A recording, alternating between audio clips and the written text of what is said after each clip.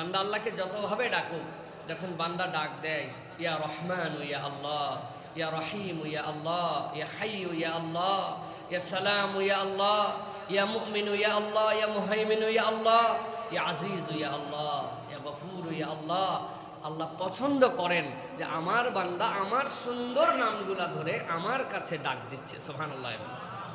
এবং আশ্চর্যের বিষয়, প্রত্যেকটা নাম যে আল্লাহকে ডাকছেন, আপনি আল্লাহর কাছে কোনো একটা আপনার জীবনের প্রাপ্তির জন্য দোয়া করছেন।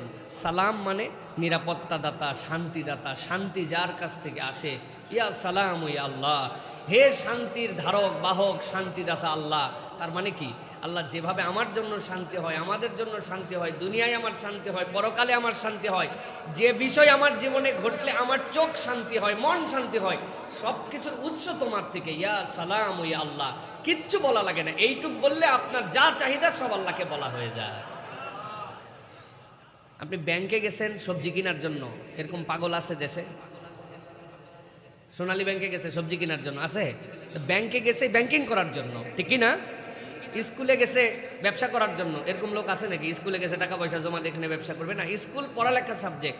ঠিক আল্লাহর প্রত্যেকটা নাম এমন সাবজেক্টিভ, বান্দা যখন ওই জায়গায় ধাক্কা দেয়, ইয়া কাহার ইয়া আল্লাহ, আল্লাহর যে কাহারিয়াত, মহানুভবত্ব, বড়ত্ব, আল্লাহ আমি তো ঠেকে গেছি, একজন আমারে খালি ধোকা দেয়, একজন পাওয়ার দেখায়, আল্লাহ আমার উপর একজন গরম দেখায়, এমনভাবে আমারে কবজা করে ফেলছে যেন আমার আর কিচ্ছু নাই। ইয়া কাহার ইয়া আল্লাহ, আমি তোমার কাহারিয়াতের কাছে আমাকে সুপর্দ করলাম।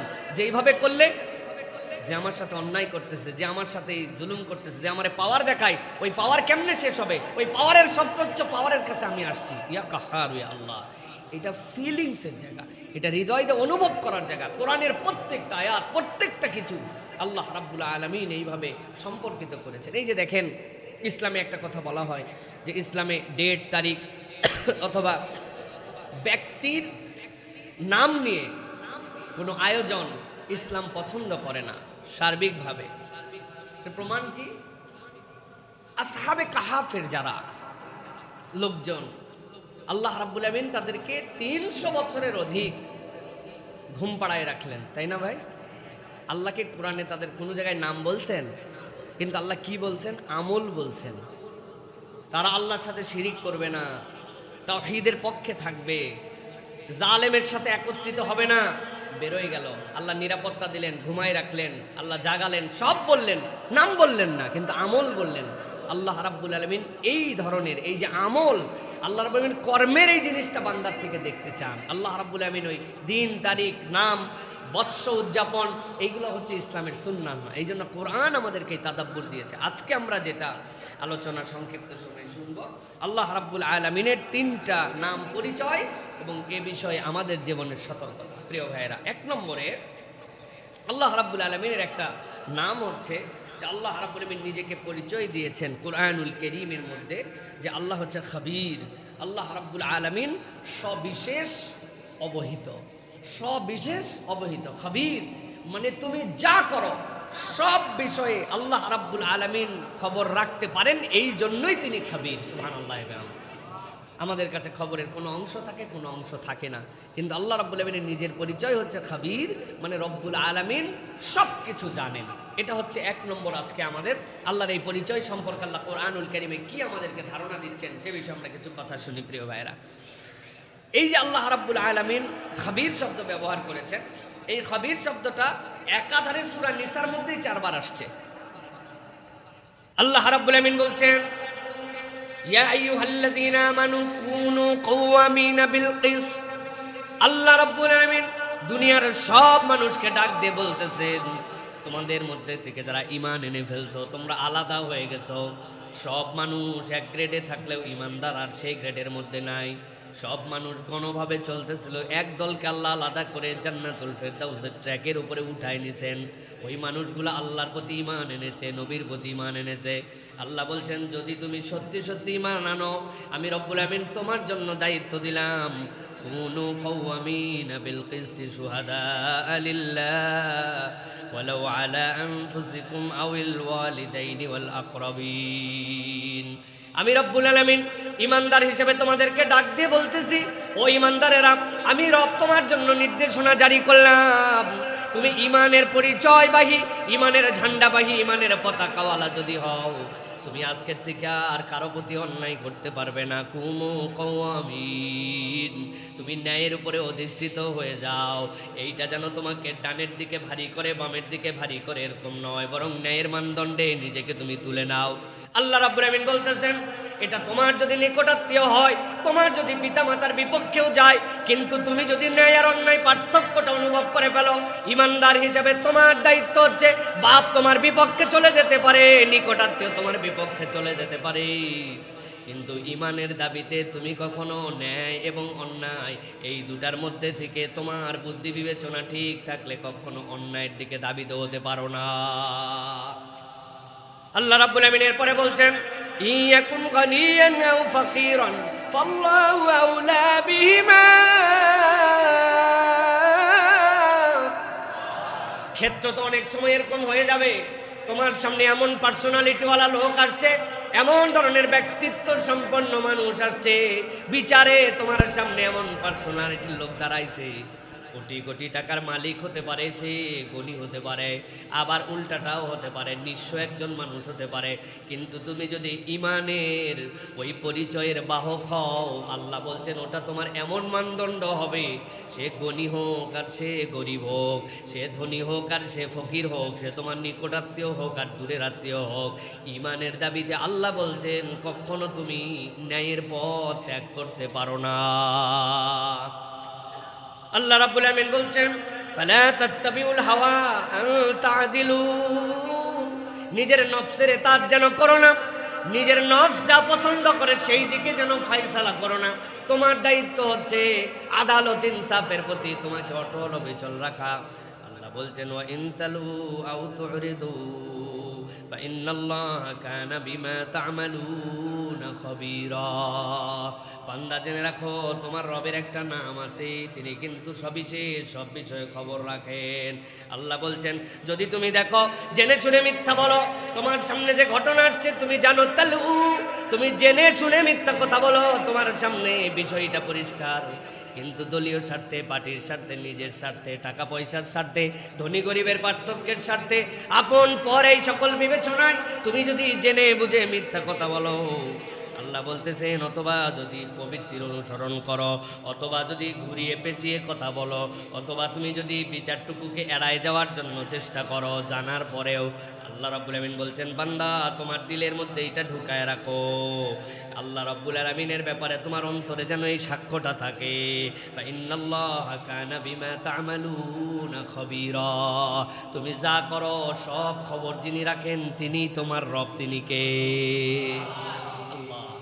আল্লাহ এই জন্য বলছেন, এই তাদাব্বুর তোমার দিলের মধ্যে ঢুকাও, যে রব্বুল আলামিন সব জানেন, সবিশেষ অবহিত, যা আমি গোপন করি তাও জানেন, যা আমি প্রকাশ করি তাও জানেন, আমার অন্তরের সব খবর জানেন। রমাদানের সাথে রিলেট করে কিভাবে অন্তর দিয়ে ভালো করে বোঝেন, আমরা সকলেই এটার সাক্ষী।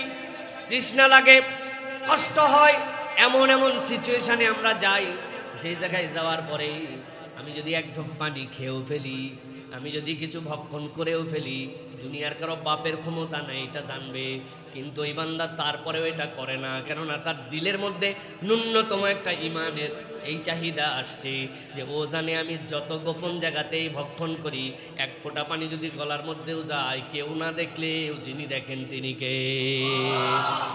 এই বিশ্বাস বান্দার দিলের মধ্যে সিয়াম ঢুকায় দিছে। ও বান্দার ইমান কম হোক বেশি হোক, অন্য সময় পাঞ্জেখানা নামাজি হোক, কোরআন পড়ুক কোরআন না পড়ুক, ওই বান্দার দিলের মধ্যে এটা ঢুকছে। আল্লাহ বলছেন সিয়ামের ন্যূনতম পাওয়ার হচ্ছে এইটা, ওই বান্দার হৃদয়ের মধ্যে এই তাকওয়াটুকু ঢুকাই দিছে। এখন ওই বান্দার জন্য আল্লাহর নির্দেশনা, এইটা তো কেবল তোমার না খাওয়া আর তোমার এই পানাহার ত্যাগ করার মধ্যে সীমাবদ্ধ হতে পারে না। তুমি যদি একবারে তোমার রবকে খাবির হিসাবে বুঝে ফেলো, আর তোমার জীবনের সব জায়গায় যদি এই চর্চা শুরু হয়ে যায়, আল্লাহ বলছেন ওই বান্দা তখন মুত্তাকি হয়, ওই বান্দা আর জান্নাতের মধ্যে মৃত্যু ছাড়া কোনো পার্থক্য থাকে না। আল্লাহ রাব্বুল আলামিন সূরা মায়েদা 8 নম্বর আয়াতের মধ্যে আল্লাহ বলছেন, ওয়ালা ইয়াজরিমান্নাকুম শানআনু কওমিন আলা আল্লা তা'দিলু ইদিলু হুয়া আকরাবু লিত্তাকওয়া। আল্লাহ বলছেন, দুনিয়ার মানুষ, আমি রব্বুল আমিন তোমাদের জন্য দায়িত্ব দিলাম দুনিয়ার বুকে চলতে ফিরতে, দুনিয়ার বুকে বিচার আচার করতে, একজনের সাথে আরেকজনের তুলনা করতে, নিজেদের সম্পর্ক করার ক্ষেত্রে তোমাদের মধ্যে যেন বিদ্বেষ কাজ না করে। তুমি গোষ্ঠী প্রীতির মধ্যে চলে গেছো, দল প্রীতির মধ্যে চলে গেছো, আঞ্চলিকতায় চলে গেছো। আল্লাহ বলছেন এই বিদ্বেষ যেন তোমাদেরকে ন্যায় থেকে সরায় না দেয়, ইনসাফ থেকে সরায় না দেয়। আল্লাহ বলছেন ইদিলু, তোমরা ন্যায় ইনসাফ কায়েম করো। ওয়া আকরাবুল তাকওয়া, জেনে রাখো তাকওয়ার নিকটবর্তী হওয়ার জন্য এই ইনসাফ আর আদালত তোমাদের জন্য জরুরি। মুফাসসিরে কেরাম বলেছেন, কোরআনের কোন আয়াতের যদি সঠিক তাফসীর জানতে হয়, এর অন্যতম একটা উসুল ইমাম মুজাহিদ বলতেছেন, যেই আয়াতের তুমি তাফসীর পড়বা তার আগের শব্দ আর পরের শব্দ কোরআনে কত জায়গায় এসেছে ওই শব্দটাকে বিশ্লেষণ করে বের করো। এর আলোকে তাফসীরগুলোর মধ্যে আসছে আল্লাহ যেখানেই তাকওয়া শব্দ ব্যবহার করেছেন এর আগে পরে আদালত শব্দ ব্যবহার করেছেন। তাকওয়া মানে এই রকম নয় আমি বিরাট মুত্তাকি হুজুর হুজুর ভাব নিয়ে চলি, এত বড় দাড়িওয়ালা জুব্বাওয়ালা নামাজ কালাম পড়তেছি, কিন্তু আমার মধ্যে পরিবারের মধ্যে ইনসাফ নাই, আমার বোন আমার থেকে বঞ্চিত, আমার নিকটাত্মীয় আমার থেকে বঞ্চিত, বিচার ফাইসালায় আমি 2 নম্বর মানুষ। আল্লাহ বলছেন এটা তাকওয়ার মানদণ্ড নয়, বরং তাকওয়ার ডিমান্ড করে তুমি একজন ইনসাফ এবং আদালতওয়ালা মানুষ হবা। আপনার বাড়িতে আপনার ছোট ছোট বাচ্চা আছে, প্রত্যেক দিন দুধের হাঁড়িতে দুধ জাল হয়। আপনার বাড়িতে একজন কাজেরও মানুষ আছে, আপনার হেল্পিং হ্যান্ড হিসাবে সে দুধ জাল দেয়, সে দুধ পরিবেশন করে, আপনার বাচ্চাকে খাওয়ায়, আপনার বাড়িতে কাজ করে। দুধের সর, দুধের হাঁড়ি, দুধের খাবার প্রত্যেক দিন আপনার বাচ্চার জন্য যে প্রস্তুত করে তার কপালে দুধ জোটে না। এরকম অনেক পরিবার আমাদের দেশে আছে না নাই? ইনসাফ আদালত আমাদের মধ্যে হইল না। তাহলে এই জন্য ভালো করে আমার দায়িত্বের জায়গা থেকে সব জায়গায় আমাকে বুঝতে হবে আমি যেন ইনসাফ করি, আমি যেন আদালত করি। আল্লাহ বলতেছেন এই বোধটা তোমার মধ্যে কখন আসবে? যখন তুমি তোমার খাবির রবকে চিনে ফেলবে। আমার রব তো এমন রব, আমি যা করি সে বিষয়ে তিনি অবহিত। এক জায়গায় দান করছিলাম, সবার নাম মারহাবা দিয়া বলছে, আমার নাম বলা হয় নাই, তাতে কি যায় আসে আর কি না যায় আসে। চূড়ান্ত যে খাতা আছে ওই খাতায় আমার নাম উঠছে কিনা, হ্যাঁ আমার রব তো খবীর। সুতরাং আমার রবের কাছে এর খবর পৌঁছায় গেছে। এই ঈমান যখন একবার বান্দার উপরে, আল্লাহর উপরে বান্দার চলে আসে, ওই বান্দার প্রত্যেকটা পদক্ষেপ তখন রব্বুল আলামিনের কাছে হাজির হওয়ার মানসিকতা চালু হয়ে যায়। ওই বান্দা তখন আল্লাহ রব্বুল আলামিনের নিকটতম বান্দা হয়ে যায়। সুবহানাল্লাহ, সুবহানাল্লাহ। এই জন্য প্রিয় ভাইয়েরা সব সময় মনে রাখতে হবে যে আল্লাহ রাব্বুল আলামিন আমার সব বিষয়ে সবিশেষ অবহিত। এই জন্য আল্লাহ হচ্ছেন আমার জন্য খাবীর। মনে থাকবে তো ইনশাআল্লাহ? প্রিয় ভাইয়েরা এটা গেল 1 নম্বর। আজকে অনেক কথা, এই জন্য সংক্ষেপে বলি প্রিয় ভাইয়েরা। 2 নম্বরে আল্লাহ রাব্বুল আলামিনের একটা নাম, সেটা হচ্ছে আল্লাহ পরাক্রমশালী, মহাপরাক্রমশালী, প্রজ্ঞাময়। সেটা হচ্ছে আল্লাহ হচ্ছেন আজিজুন হাকিম। এইটার বোধ আমাদের হৃদয়ের মধ্যে ঢুকাতে হবে। আল্লাহ আমাদের জন্য কিভাবে পরাক্রমশালী, কিভাবে প্রজ্ঞাময়। কুরআনুল কারীমের মধ্যে আল আজিজ আল হাকিম একসাথে, আল আজিজ আল হাকিম আলিফ লাম দিয়ে এইটা আসছে 47 বার কুরআনুল কারীমের মধ্যে। আর শুধু আজিজ আর হাকিম এইটা আসছে কুরআনুল কারীমের মধ্যে 13 বার। আল্লাহ রাব্বুল আলামিন নিজের পরিচয় দিয়েছেন যে আমি পরাক্রমশালী এবং আমি মহাপ্রজ্ঞাবান। আল্লাহ রাব্বুল আলামিন সূরা বাকারা 260 নম্বর আয়াত, তার প্রিয় পয়গম্বর ইব্রাহিম আলাইহিস সালাম, যিনি নিজে নিজে আল্লাহর কাছে সমর্পিত হয়েছেন, দুনিয়ার সকল বড় বড় জিনিস তার সামনে উদিত হয়েছে, অস্তমিত হয়েছে। চাঁদ উঠলো আমার রব, ডুবে যায় যেটা কেমনে আমার রব হয়, সূর্য উঠেছে আমার রব, এরপরে সূর্য অস্তমিত হয়েছে এটা আমার কেমনে রব হয়। এরপরে আল্লাহর বান্দা রিয়ালাইজ করছি এই চাঁদ সূর্য আসমান জমিনের স্রষ্টা যিনি তিনি আমার রব। এইটা সকল পয়গম্বরের দ্বারা সম্ভব হয় নাই, দুনিয়ার সব মানুষের দ্বারা সম্ভব হয় নাই। ইব্রাহিম আলাইহিস সালামকে আল্লাহ এমন বোধ দান করেছিলেন যিনি নিজে নিজের দিল দিয়ে অনুভব করে আল্লাহর কাছে নিজেকে সমর্পণ করেছিলেন। ও ইব্রাহিম আলাইহিস সালাম, আল্লাহ রাব্বুল আলামিনকে বলছেন, আল্লাহ কোরআনে তার ভাষাকে আবার উল্লেখ করেছেন, ওয়া ইয ক্বালা ইব্রাহিম রাব্বি আরিনি কাইফা তুহিল মাউতা। হে রব্বুল আলামিন, আমি আপনার কাছে একটুখানি দেখতে চাই, এই যে জীবন আছে যেটা আমার সামনে, এইটা আবার দেখি জীবন হারা হয়ে যায়, তুমি কেমনে এইটার জীবন দাও একটু দেখতে চাই। আল্লাহ আদর করে জিজ্ঞাসা করেছেন, ক্বালা আওয়ালাম তুমিন, ও ইব্রাহিম তোমার কি বিশ্বাস হয় না? ইব্রাহিম আলাইহিস সালাম চটপট করে উত্তর দিয়েছেন, ক্বালা বালা। এই রব্বুল আমিন, বিশ্বাস হবে না কেন? অবশ্যই অবশ্যই বিশ্বাস হয়। আমি তো আপনাকে আমার নিজের দিলের অনুভব দিয়ে বিশ্বাস করেছি, আমি চন্দ্র সূর্য কারো কাছে মাথা নামাই নাই।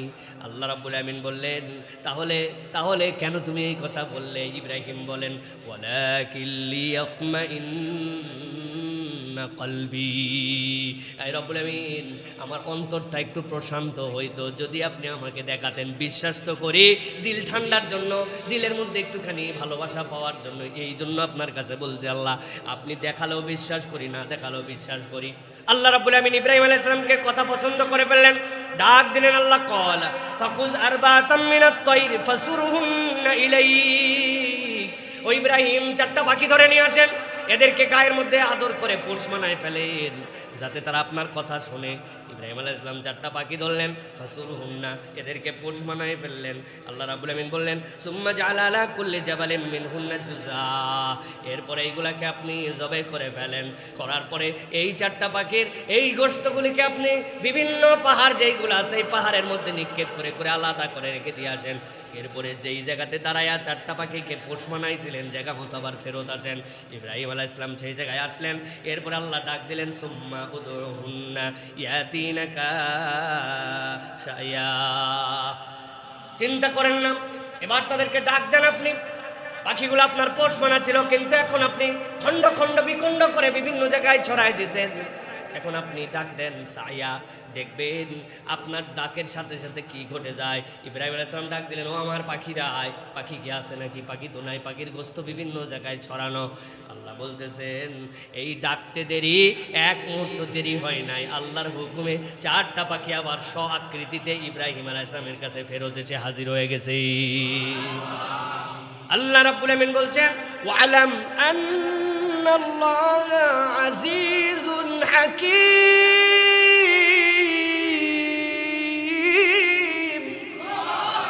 ও দুনিয়ার মানুষ, জেনে রাখো, জেনে রাখো, তোমার রব হচ্ছেন মহাপরাক্রমশালী, প্রজ্ঞাময়। তিনি কেমনে ক্ষমতার বিস্তার দেখান এইটা তোমার মাথায় কাজ করবে না, কিন্তু এইটা তোমার বিশ্বাসে রাখতে হবে, আমার রব মহাপরাক্রমশালী। এইটার জায়গা 2 ধরনের বান্দার অন্তরে। একটা জায়গা বান্দা যখন জানবে আমি যার গোলাম তিনি মহাপরাক্রমশালী, ওই বান্দার চলাফেরার ধরন কিন্তু ভিন্ন হবে। কি কথা ঠিক কিনা? তুমি কার লোক? চেয়ারম্যানের কই ওনার সময় আছে ব্যাককল, আমি এমপির লোক। আরে এমপি লাগাইছে, মন্ত্রীর লোক, তাইলে এমপি মন্ত্রীর সাথে আমার চলাফেরা নাই ভাই। প্রধানমন্ত্রী ডাকলে যাই, না হলে যাই না। আর কোনো ঠেলামেলা চলবে নিচের লোকদের? সবগুলা চুপসায় যে, ওরে বাবা রে বাবা, এর সাথে খাতির কার রে? প্রধানমন্ত্রীর সাথে তার সম্পর্ক। কই আমি এমপি মন্ত্রী মিনিস্টার না হতে পারি, তবে এমপি মন্ত্রী মিনিস্টার বানাই। এরকম কিছু লোক আছে কি নাই ভাই? আছে। প্রিয় ভাইরা, আপনি বোঝার চেষ্টা করেন, আল্লাহ বলতেছেন তুমি কার গোলাম, একটু হৃদয় দিয়ে অনুভব করো। আল্লাহ বলতেছেন আজিজুন হাকিম, মহাপরাক্রমশালীর গোলাম তুমি, যেমন তেমন রবের গোলাম নও। সুবহানাল্লাহ। আমি কতবার যে আপনাদেরকে এই গল্প শুনাইছি, মিশরের এই গল্প, মিশরের দুর্ভিক্ষ, আর সবাই দুশ্চিন্তায়, সব মানুষ মিলে চিন্তা করতেছে কেমনে বাঁচা যাবে, কেমনে কি করা যাবে। যেই ঘরের মধ্যে পরামর্শ হয়, ওই ঘরের জানালা খোলা, পাশ দিয়ে একটা রাস্তা গেছে, দেখে একজন গান গাতে গাতে যাচ্ছে, তারে নারে তারে নারে তারে নারে। চিন্তা করছে ব্যাককল, মানুষের বিপদ, তোর না হয় পরামর্শ সবাই নাই, কিন্তু তোর এত সুখ আসে কোত্থেকে, এত অন্তরে ধর ধর ধর। ব্যাককল বেদ্যপ কোথাকার, কোন সময় কোন গান গাওয়া লাগে ধরে নিয়ে চলে। এই তোর মনে এত পিনিক কেন? লোকজনের খাবার নাই, বরণ নাই, মানুষ চিন্তায় অস্থির। আপনাদের চিন্তা আপনারা করেন, মানে আমি যার বাড়িতে কাজ করি এই লোকের গোলার মধ্যে কি পরিমাণ গম আর জব আছে এ আমার জানা আছে। আপনারা 2 বছর না খায় থাকেন, আমার মালিকের 2 বছরের খাবার সংরক্ষিত আছে। চিন্তা আপনার, চিন্তা আমার নাকি? এই কথা বলে ওরে ছাড়িয়ে দিচ্ছে যে সত্যিই তো এর যে মালিক আর মনিব তার সাথে তো হিসাব ভিন্ন। এর মধ্যে থেকে একজন জ্ঞানী মানুষ তখন বলছে, আরে সুবহানাল্লাহ, দুনিয়ার একজন গোলাম, তার মনিবের 2 মাসের খাবার জমা আছে জন্য, তার গরম, তার ফুটানি, তার হাসি। আর আমরা কোন মনিবের গোলাম? আমাদের এত দুশ্চিন্তার কারণ কি? আমরা ওই মনিবের কাছে নিজেদেরকে আত্মসমর্পণ করে প্রকৃত গোলামের পরিচয় দিলে আমাদেরও তো চিন্তা হওয়ার কথা নয়, ঠিক কিনা? আল্লাহ রাব্বুল আমিন এই জন্য বলছেন, দুনিয়ার মানুষ ভালো করে জেনে রাখো, তোমার রবের পরিচয় তোমার মধ্যে ঢুকায় না। ওয়ালাম, জেনে রাখো, তুমি বুঝে রাখো, আন্নাল্লাহ আজিজুল হাকিম, আল্লাহ রাব্বুল আমিন তোমাদের জন্য মহাপরাক্রমশালী, প্রজ্ঞাময়। তোমার জ্ঞানের অল্প একটু দেওয়ার কারণে তোমার কত বিচক্ষণ মনে হয়, কিন্তু আল্লাহ নিজে ঘোষণা দিয়েছেন, ওয়ামা উতিতুম মিনাল ইলমি ইল্লা কলিলা, আল্লাহর জ্ঞান ভাণ্ডার থেকে তোমাদেরকে কিঞ্চিত মাত্র দেওয়া হয়েছে। সব জ্ঞান, সব প্রজ্ঞা রব্বুল আলামিনের কাছে। সুবহানাল্লাহ। কিন্তু আল্লাহ রাব্বুল আমিনের সাথে রিলেট করব কিভাবে? আজিজুল হাকিমের সাথে নিজেকে মিশায়ে দিব কিভাবে? আল্লাহ সেটার কৌশল ব্যাখ্যা করছেন। আল্লাহ রাব্বুল আমিন সূরা বাকারার ভিতরে বলছেন, রব্বানা ওয়াবআস ফীহিম রাসূলাম মিনহুম ইয়াতলু আলাইহিম আয়াতিকা ওয়া ইউআল্লিমুহুমুল কিতাবা ওয়াল হিকমা ওয়া ইউযাক্কিহিম ইন্নাকা আনতাল আজিজুল হাকীম। ও ইব্রাহিম আলাইহিস সালাম খানায় কাবার পাশে দাঁড়ায় আল্লাহর কাছে দোয়া করেছিলেন। আল্লাহ বলছেন, বান্দা তোমার আজিজুল হাকিমের সাথে রিলেট করবে কেমন করে? এই সিলসিলাটা তুমি কেমনে নিবা? রবের কাছ থেকে এই পারফরমেন্স তোমার হৃদয়ের মধ্যে কেমনে ঢুকাবা? এইটা নিরেট কেবল ওয়াজ শোনার দ্বারা তোমার হৃদয়ের মধ্যে এস্টাবলিশড হবে না, ইনস্টল করা লাগবে। এইটা তোমার জন্য তোমার হৃদয়ের মধ্যে চালু করা লাগবে। আল্লাহ বলছেন এটার কৌশল হচ্ছে পয়গম্বররা যেই বার্তা নিয়ে আসবেন ওইটাকে গ্রহণ করতে হবে। কেননা তাদের 1 নম্বর কাজ ইয়াতলু আলাইহিম আয়াতিকা, তিনি তোমাদের কাছে তার আয়াত তেলাওয়াত করেছেন। ওয়া ইউআল্লিমুহুমুল কিতাব, এই কিতাব তোমাদেরকে শিক্ষা দিয়েছেন। ওয়াল হিকমা, এবং এর মধ্যে তোমাদের জন্য প্রজ্ঞা আছে। ওয়া ইউযাক্কিহিম, আর এইটার জন্য অন্তরটা পরিশুদ্ধ হওয়া লাগে। তুমি যদি নিজেকে তোমার ওই অ্যাপসের জন্য উপযুক্ত ডিভাইস হিসাবে নিজেকে উপস্থাপন করতে না পারো, ওইটা যেরকম সেখানে ইনস্টল হয় না। অন্তর যদি বিশুদ্ধ না হয়, তাওহীদ যদি তার মধ্যে না থাকে, শিরিক মুক্ত যদি না হয়, আল্লাহ রাব্বুল আলামিনের নবী যেইগুলা নিষেধ করেছেন ওই আন্দাজ, ওই খারাপ অভ্যাসগুলা থেকে যদি দূরে সরে না যাও, আল্লাহকে আজিজুল হাকিম হিসাবে তোমার হৃদয়ে তুমি পাবা না। এই জন্য পরিশুদ্ধ অন্তর, আল্লাহর কোরআনের হিকমত, কোরআনের তেলাওয়াত, কোরআনুল কারীমের বুঝ, এইগুলা যখন একটা বান্দার জীবনে বৃদ্ধি পায়, ওই বান্দার হৃদয়ে এমন ফিলিংস হয়, আমি তো ওই রবের গোলাম যিনি মহাপরাক্রমশালী। সুবহানাল্লাহ। রমজান কিভাবে রিলেট করে এটার সাথে? শাহরু রমাদান আল্লাযী উনজিলা ফীহিল কুরআন, এই কোরআন আপনি যখন পড়বেন তাদাব্বুর হবে, কোরআনের ভালোবাসা হবে, কোরআনের প্রতি আপনার মহাব্বত হবে। একটু একটু করে অর্থ বুঝতে শিখছেন, একটু একটু করে এর মধ্যে থেকে দু চারটা করে আল্লাহ রাব্বুল আলামিনের কোরআনের এই সকল ঘটনাগুলোর থেকে আপনি একটু শানে নুজুল পড়তে শুরু করেছেন। মন চাইছে দেখি তো একটা আলফাজুল কোরআনের বই কিনি তো, দেখি তো গুগলে একটু সার্চ দিয়ে দেখি তো যে কোরআনুল কারীমের শব্দার্থের জন্য কোনো বই আছে কিনা। আম্মা পাড়ার ভিতরে আপনি যদি মাত্র 226টা ওয়ার্ড মুখস্থ করতে পারেন, ঘুরে ফিরে ওই শব্দগুলাই আসছে, আপনি যাই পড়েন 100% না বুঝলে 50% আপনি বুঝে ফেলবেন। এই 226টা শব্দ মুখস্থ করা কোনো বান্দার কাছে কোনো ব্যাপারই না। ওই বান্দা 10টা অন্তত করি, 20টা অন্তত করি, আলাম মানে জানে ফেলছি। যেখানে এরপরে আলাম আসছে আমি বুঝে ফেলছি আলামের মানে কি, তারা মানে আমি বুঝে ফেলছি। এই যে আপনি আস্তে আস্তে করে একটা দুইটা করে করে তাদাব্বুর আর কোরআনকে ভালোবাসতেছেন, এটা কি? আল্লাহ বলছেন এটা তোমার হৃদয়ের মধ্যে ওই আজিজুল হাকিম, ওই হৃদয়ের মধ্যে গফুরুর রাহিম, ওই হৃদয়ের মধ্যে হালিম, এই অনুভবগুলো আল্লাহ রাব্বুল আলামিন জাগ্রত করে দিবেন। কেননা তোমার অন্তরটা এটার জন্য তৈরি হচ্ছে, এটা কোরআনুল কারীম ছাড়া সম্ভব। এই জন্য প্রিয় ভাইয়েরা, রমাদান আমাদেরকে আল্লাহ রাব্বুল আলামিন এই বোধের জায়গাগুলো, আল্লাহ রাব্বুল আলামিনের এই কথাগুলি আমাদের হৃদয়ের মধ্যে ধারণ করায়। আজকের সর্বশেষ পয়েন্ট যেটা, সেটা হচ্ছে আল্লাহ রাব্বুল আলামিন নিজের আরেকটা পরিচয় দিয়েছেন। আল্লাহ রাব্বুল আলামিন হচ্ছেন পরম মমতাময়, সহানুভূতিশীল, স্নেহময়। আল্লাহ পরম মমতাময়, এটাকে আল্লাহ রাব্বুল আলামিন কুরআনুল কারীমের মধ্যে বলেছেন রউফুর রহিম।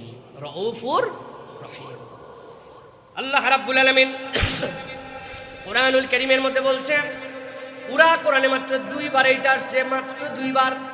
আল্লাহ রাব্বুল আলামিন কোরআনুল কারীমের মধ্যে বলছেন বান্দাদের জন্য মিনান নাসি মাইয়াশরি নাফসাহু ইবতিগা মারদাতিল্লাহ আল্লাহু রাউফুম বিল ইবাদ। আল্লাহ নবীর একজন সাহাবী ছিলেন হযরত সুহাইব রুমি রাদিয়াল্লাহু তাআলা আনহু। সুহাইব রুমি তার সবচেয়ে বড় যোগ্যতা ছিল এমন তীর নিক্ষেপ করতে পারতেন, কোনো ব্যক্তি যদি পুরা শরীর তার লৌহ বর্ম দিয়ে আবৃত করে রাখত, কিন্তু সুহাইব রুমির তীর এমন নিখুঁত নিশানায় যে চোখটুকু কেবল বর্মের ফাঁকা থাকতো, এমন অ্যাঙ্গেল থেকে মারতেন ওর মাথা নড়াচড়া করা অবস্থাতেও ওই দিক দিয়ে তিনি তীর ঢুকাই দিতে পারতেন। ঈমান এনে ফেলছেন, বেশ সম্পদওয়ালা মানুষ। চিন্তা করছেন সম্পদ আমি কি করব, অনেক বুদ্ধি করে সম্পদ এক জায়গায় মাটির নিচে গোপনে পুঁতে রেখেছেন। রাখার পরে আস্তে আস্তে করে কৌশলে একটা সবচেয়ে তাগড়া ঘোড়া নিছেন, পিঠ ভর্তি তীর নিছেন, গলার মধ্যে তলোয়ার ঝোলানো। এরপরে কৌশল করে বের হয়ে চলে যাবেন মদিনায়। আল্লাহ নবীর সাথে যদি দেখা না হয় তার হৃদয়ের খোরাক মেটে না। হযরত সুহাইব রুমি যেই না মদিনার উদ্দেশ্যে রওনা হলেন, পথে মধ্যে ঘোষণা পেয়ে গেল মক্কার কুরাইশেরা এ তো পালায় পালায় মদিনায় যায়, আটকায় ফেল। কুরাইশরা সব তাকে আটকায় ফেলছে, আটকানোর পরে পথ রোধ করে ফেলেছে, তোমাকে মদিনায় যেতে দেওয়া হবে না। দূর থেকে দাঁড়াইছেন সুহাইব রুমি, ঘোড়ার পিঠ থেকে 2টা পা জিনের মধ্যে লাগায় মাথা উঁচু করে কুরাইশের দিকে তাকায় বলছেন, পিছন দিকে তাকায় দেখো কতগুলা তীর, যতগুলা তীর আছে একটাও মিস হবে না, একজন করে মরলেও একটা করে মারবো। আমার তীরের পাওয়ার তোমার ধারণা আছে, তীর যখন ফুরায় যাবে হাতের তলোয়ার যেটা আছে। সুহাইব রুমির সাহস কেমন সেটা তো জানো, মরার আগে একা মরবে না, অন্তত পক্ষে কয়েক ডজনকে, স্বামীগুলাকে সবগুলাকে বিধবা করে, সন্তানগুলাকে এতিম করে তারপরে কিন্তু সুহাইব রুমি কিন্তু তোমাদের থেকে দূরে যাবে। তবে একটা সুযোগ দিতে চাই, কি চাও আমার কাছে? আমার সম্পদ যদি নিতে চাও, অমুক পাহাড়ের পাদদেশে কোনার মধ্যে এইগুলা পোতা আছে। সুহাইব মিথ্যা কথা বলে না, আমার যত সম্পদ ওখানে রাখা আছে সবগুলা নিয়ে নিতে পারো। অমুকের কাছে আমার ঘোড়াগুলা দিয়ে রাখছি, সবগুলা নিয়ে নিতে পারো। এখন সিদ্ধান্ত তোমাদের, সম্পদ পাবা না আর যদি মনে করো জীবন হারাবা, কোনটা তোমরা নিবা? কুরাইশ লোভী লোকেরা বলল, একটা লোককে ছেড়ে দিলে কি হবে, তার সম্পদ তো সবই দিয়ে গেল, টাকা পয়সার খোঁজ খবর দিয়ে গেল, যাও তুমি চলে যাও। সুহাইব চলে গেলেন, সব সম্পদ শেষ, ঘোড়া শেষ, সব তার স্থাবর সব কিছু জানান দিয়া কেবলমাত্র ওই পিঠের মধ্যে কয়টা তীর আর নাঙ্গা তলোয়ার নিয়া আল্লাহ নবীর কাছে মদিনা মুনাওয়ারায় হাজির হয়ে গেছেন। নবীজিকে দেখার পরে দিল খুশ হয়ে গেছে, আনন্দে চিৎকার দিয়ে আল্লাহু আকবার বলে আল্লাহ নবীকে জড়ায় ধরছেন। ধরাই বলছি, ইয়া রাসূলুল্লাহ, কেমনে আসছি জানেন নাকি? আমাকে কুরাইশরা ধরে ফেলছিল, ধরার পরে তাদের কাছে এমন এক গরম দিছি আর সাথে সাথে লোভ দিছি, গরমেও কাজ হয়েছে, লোভেও কাজ হয়েছে, আমার সব সম্পদ নিয়ে নিছে। এই যে কাপড়, এই যে ঘোড়া আর এই যে তীর, এইটুকুই কেবল আমার সম্পদ, আর কিছু আনি নাই।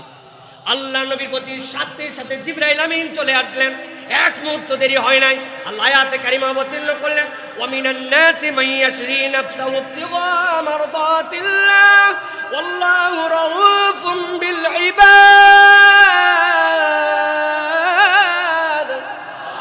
আল্লাহ বলছেন দুনিয়ার কতক মানুষ আছে, ওই মানুষগুলা আল্লাহর জন্য সব কিছু বিক্রি করে দিতে পারে, টার্গেট কেবল আমার আল্লাহ খুশি কিনা, আল্লাহর খুশির জন্য দুনিয়া দিয়ে ফেলতে পারে। আল্লাহু আকবার। আল্লাহ বলছেন মনে করো না সে আল্লাহর খুশির জন্য সব দিয়ে দিছে আর আমি আল্লাহ কিছু দেই নাই। আমি আল্লাহ তার ব্যাপারে জানায় রাখলাম, আল্লাহু রাউফুম বিল ইবাদ। আল্লাহ বান্দার ব্যাপারে পরম সহানুভূতিশীল, পরম মমতাবান। যেই আল্লাহ বান্দাকে মমতাবান বলে, স্নেহশীল রব বলে, ওই বান্দার আর কারো কাছে যাওয়া লাগবে নি। আল্লাহ রাব্বুল আলামিন এই এক জায়গায় বলেছেন এইটা, আরেক জায়গায় আল্লাহ রাব্বুল আলামিন বান্দার জন্য সবচেয়ে বড় আশা দিয়েছেন। এই কোরআনের যত আশার আয়াত, যত বেশি আল্লাহ রাব্বুল আলামিন বান্দাকে আকর্ষণের আয়াত, বান্দাকে বাঁচায় দেওয়ার আয়াত আছে, তার মধ্যে আমার দৃষ্টিভঙ্গিতে ওয়ান অফ দ্য বেস্ট আল্লাহ কোরআনুল কারীমের মধ্যে সূরা আলে ইমরান, কোরআনের 3 নম্বর সূরা 30 নম্বর আয়াতের মধ্যে এরকম একটা ঘোষণা দিয়েছেন। আল্লাহ রাব্বুল আলামিন বলছেন, আমার বান্দারা শোন শোন, ইয়াউমা তাজিদু কুল্লু নাফসিন মা আমিলাত মিন খায়রিন মুহদারা। আল্লাহ বলছেন হাসরের ময়দানে ওই বান্দা দুনিয়ার বুকে যা করছে সবগুলা তার সামনে হাজির হয়ে যাবে। না সব আমল তার সামনে হাজির হয়ে যাবে। আল্লাহ বলছেন ওয়ামা আমিলাত মিন সুইন, আর তার সামনে যত আমল করছিল খারাপ সবগুলা তার সামনে হাজির হবে, ভালোগুলাও হাজির হবে, খারাপগুলাও হাজির হবে। কিন্তু বান্দার মনের মধ্যে একটা আশা হবে। বান্দার মনের খবর কে জানে? ঘুমায় যাননি তো ভাই? মনের খবর কে জানে? ভালো করে বোঝেন, আবার বোঝেন। আল্লাহ বলছেন ইয়াউমা তাজিদু কুল্লু নাফসিন মা আমিলাত মিন খায়রিন মুহদারা। আল্লাহর সামনে কিয়ামতের দিনে যত ভালো কাজ করছে সবগুলা হাজির হয়ে যাবে। আল্লাহ বলছেন কেবল এইটুকুই নয়, ওয়ামা আমিলাত মিন সুইন, যত খারাপ কাজ করেছে সেগুলাও তো হাজির হবে। কিন্তু বান্দার হৃদয়ের মধ্যে একটা অনুভব হবে। কি অনুভব? আল্লাহ বলছেন তাওয়াদ্দু লাউ আন্না বাইনাহা ওয়া বাইনাহু আমাদাম বাঈদা। বান্দা আশা করবে ভালোগুলা থাক, কিন্তু খারাপ যেইগুলো আছে এইগুলার সাথে আমার যদি একটা দূরত্ব ঘটে যেত, এমন একটা ভাব হতো এই কাজে আমি করি নাই, এই আমল আমার সামনে নাই, সবই আসছে কিন্তু বান্দার হৃদয়ের মধ্যে অনুভব হবে লাউ। আল্লাহ বলছেন যদি তাওয়াদ্দু, তাদের মধ্যে থেকে একটা দূরত্ব তৈরি হতো, বাঈদান অনেক দূরে, যে তার ভালোগুলা তার কাছে আছে, খারাপগুলা তার কাছে নাই। আল্লাহ এরপরে ঘটনা বর্ণনা করেন নাই হবে কি হবে না, তবে রব্বুল আমিন বান্দার ব্যাপারে বলছেন ওই বান্দা আল্লাহ রব্বুল আমিনের কাছে যখন এই আশা করবে, ওয়া ইউহাযিরুকুমুল্লাহু নাফসাহু আল্লাহু রাউফুম বিল ইবাদ। আল্লাহ বলছেন বান্দার এই আশা যখন হবে, আমি বান্দার ব্যাপারে বলে রাখলাম তোর রব কিন্তু এই বিষয়ে বেখবর নয়, তোর রব কিন্তু তোর প্রতি মমতাশীল। হৃদয়ের মধ্যে ধাক্কা দেয় এই কথার দ্বারা। আল্লাহ বুঝাতে চান বান্দা তোর মনের কামনাটা ওই দিন আল্লাহ পূরণ করে দিতে পারে। যাই রব, আমার তো গুনাহ অনেক, আমার তো সব কিছু আছে, কিন্তু এই গুনাহগুলো যদি একটু দূরে থাকতো। আল্লাহ বলছেন আল্লাহ রাউফুম বিল ইবাদ, রব মমতাশীল, রব স্নেহশীল, রব বান্দার প্রতি যত্নশীল। এই কথা বলার মানে কি? এই কথা বলার মানে সুযোগ থাকতে পারে। সুবহানাল্লাহ।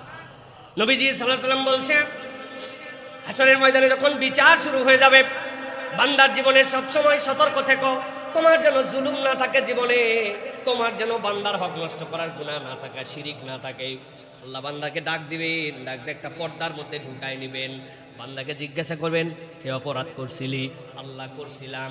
এ অপরাধ করছিলি গোপনে এইটা এইটা এইটা এইটা। বান্দা দেখবে ওরে রব্বুল আলামিন একটা কিছু বাদ যায় নাই, সবগুলা তোমার সামনে হাজির। বান্দার কোনো কথাই বলবে না, মাথা নিচু করে ফেলবে। আল্লাহ নিজের পরিচয় দিবেন, আমার নাম সাত্তারুল উয়ুব। বান্দা তোর দুনিয়ার গুনাহ করছিলি কিন্তু কারো কাছে বলি নাই, আমি গোপনে রাখছিলাম। যা বান্দা, তোর কাছে যেহেতু শিরিক নাই, তোর যেহেতু জুলুমের বিচার নাই, এই জন্য আল্লাহ ওই বান্দার গোপন গুনাহ মাফ করবেন। দুনিয়ার অন্য মানুষও জানতে পাবে না। মানুষ জানবে এই লোক বোধহয় এমনি নিষ্কলুষ হয়ে জান্নাতের দিকে রওনা দিয়েছে, কিন্তু আল্লাহ তাকে গোপন গুনাহ সব মুছায় দিয়ে বলবেন তোর গোপন গুনাহ গোপনে রেখে মাফ করে দিলাম, তুই জান্নাতের দিকে রওনা দে। আল্লাহ এই জন্য বলছেন ওই মানুষগুলা আল্লাহর কাছে আশা করবে, ওয়া ইউহাযিরুকুমুল্লাহু নাফসাহু আল্লাহু রাউফুম বিল ইবাদ। আল্লাহ বান্দার প্রতি স্নেহশীল, বান্দার প্রতি মমতাশীল। সুবহানাল্লাহ। আল্লাহ যেরকম পরাক্রমশালী, আল্লাহ যেরকম খবর রাখেন, আল্লাহ রাব্বুল আমিন ওই রকম মমতাশীল বান্দার প্রতি। দুনিয়ার কোনো বান্দাকে আল্লাহ জাহান্নামে নেওয়ার জন্য সৃষ্টি করেন নাই, কোনো বান্দাকে হারাম এই কাজ করেন নাই যে ওইটা তাকে করতেই হবে, হালাল এই জন্য করেন নাই যে ও করতে পারবে না। এটা প্রত্যেকটা হারাম মানুষের উপকার নাই, মানুষ ত্যাগ করতে পারবে জন্যই আল্লাহ হারাম করেছেন। এটা আমাদের ঈমান। প্রত্যেকটা হালাল পালনীয় বলেই আল্লাহ বান্দাকে দিয়েছেন, এটা আমাদের ঈমান। করতে পারি না, এটা আমার ব্যর্থতা। শয়তান আমাকে এটা দিয়ে অন্যদিকে ঘাটলাতে চায়। সে আল্লাহ রাব্বুল আলামিনের এই বুঝ থেকে আমাকে দূরে সরায় নিতে চায়। তিনি যে রাউফুম বিল ইবাদ, তিনি আজিজুল হাকিম, তিনি যে আপনার আমার জন্য রাউফুম বিল ইবাদ, এইগুলো থেকে দূরে সরায় দিতে চায়। রমাদান আমাকে ওইটাই শেখায়। আহারে, আমার যেন ক্ষুধার কষ্ট না হয়, এই জন্য আমি খাই জান ভরে সাহারি। আমি শেষ মুহূর্তে আমল বানাইছি, নবীজির সুন্নাত শুনছি, হুজুররা বলছে 3টা খেজুর খাওয়া সাহারিতে সুন্নত। এই পর্যন্ত ভাত খাইয়া তারপরে 3 খেজুর খায়, ঠিক না ভাই? কি পরিমাণ আমরা খাওয়া খাইলাম আমার ক্ষুধা নিবারণের জন্য, অথচ আল্লাহ বলছেন ইন্নাল্লাহু ওয়া মালাইকাতাহু ইউসাল্লুনা আলাল মুতাসাহহিরিন, আল্লাহর ফেরেশতারা ওই বান্দার সাহরি করে আর আল্লাহ তার প্রতি রহমত করে, ফেরেশতারা ক্ষমার দোয়া করে। সুবহানাল্লাহ। আমি খাই সাহারি আর আমার আল্লাহ আমার ওইটা ইবাদত বানাইছে না, আমি ঘুমাই না পাই রে, আর আমার আল্লাহ বলছেন তুমি এশা পরে ঘুমাও আর ফজরের নিয়ত করো, সারা রাত আমি তাহাজ্জুদের সওয়াব দিতে থাকি। আমার আল্লাহ রাউফুম বিল ইবাদ। আল্লাহ এই বোধের জায়গাটা শিখাইছেন রমাদান দিয়ে, যে বান্দা এই নিয়ামত তোমাকে দিলাম। অথবা এই তিনটা নামের তাদাব্বুর আমরা মাঝে মাঝে করব আর অনুভব করব, তাহলে আমাদের হৃদয়গুলো আল্লাহর প্রতি বিনয়ী হবে, আল্লাহর কাছে আমাদের হৃদয়গুলো অবনত হবে। আমার রব আমাকে কতটুকু ভালোবাসেন, আমার রব আমাকে কেমন খবর রাখেন, আমার রব আমাকে কেমন সতর্ক করেছেন। হৃদয়ের মধ্যে এই বোধ জাগ্রত করার নামই হচ্ছে ওয়ালিল্লাহি আসমাউল হুসনা, আল্লাহর সুন্দর নাম আছে, ফাদউ, তোমরা ওই নাম দিয়ে আল্লাহকে ডাকো। এর নাম ডাকা, এই ডাকা মানে কেবলমাত্র একদমই কেবল জরফ করা নয়, জরফেরও দাম আছে, কিন্তু কেবলমাত্র জরফ নয়, এই অনুভব করে করে আল্লাহকে আমাদের ডাকতে হবে। আল্লাহ যেন আমাদেরকে তৌফিক দান করেন।